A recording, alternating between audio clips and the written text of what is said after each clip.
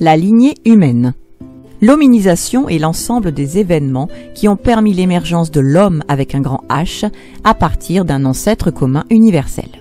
Les primates auraient tous un ancêtre commun, à partir duquel il y aurait environ 10 millions d'années, une séparation se serait effectuée entre la lignée humaine et l'ensemble des autres primates.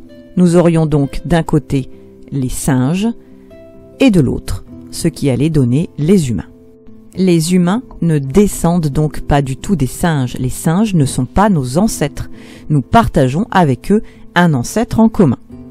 Chaque nouvelle espèce, chaque nouveau genre comporte de nouveaux caractères, mais également des caractères ancestraux partagés avec des espèces ou des groupes précédents. Dans la lignée humaine, nous distinguerons deux genres. Le genre fossile des australopithèques, qui étaient bipèdes. Les plus anciens fossiles seraient âgés d'une dizaine de millions d'années. Ils se seraient éteints il y a 2,5 millions d'années. La plus connue est bien sûr Lucie. Cet australopithèque afarensis était de petite taille et avait un volume crânien peu important, d'à peu près 360 cm3.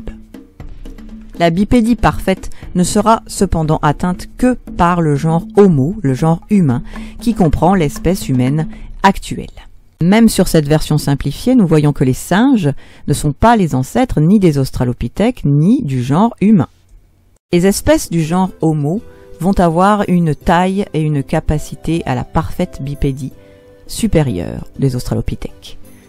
On distingue principalement l'Homo habilis et l'Homo erectus. Habilis aurait été le premier à se servir correctement d'outils, Erectus aurait été le premier à se tenir parfaitement droit.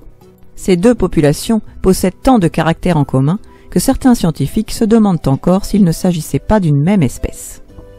Lorsque de nouveaux caractères sont ensuite apparus, cela a différencié des précédents, Erectus et Habilis, des Homo sapiens. L'Homo sapiens néanderthalensis ou homme de Néandertal est apparu en Europe il y a à peu près 200 000 ans. Il a disparu il y a 30 000 ans.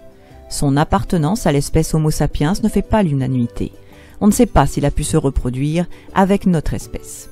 La disparition des Néandertaliens a longtemps été expliquée par sa décimation par l'homme moderne, mais en l'absence de lieu de bataille, on pense plutôt à des maladies congénitales ou à des épidémies. Nous sommes des Homo sapiens sapiens, ou hommes modernes. Nous sommes les héritiers des hommes de Cro-Magnon, apparus il y a à peu près 100 000 ans.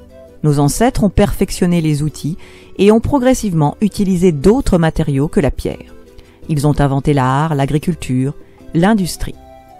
Nous sommes les seuls représentants actuels de notre espèce. Tous les autres groupes ont disparu. Les australopithèques, il y aurait 2,5 millions d'années. Homo habilis, il y aurait 1,5 million d'années. Erectus, 0,1 million d'années. Et l'homme de Néandertal, il y aurait 30 000 ans. Les singes, qui encore une fois ne sont pas nos ancêtres, existent bien sûr toujours et cohabitent avec nous sur cette planète.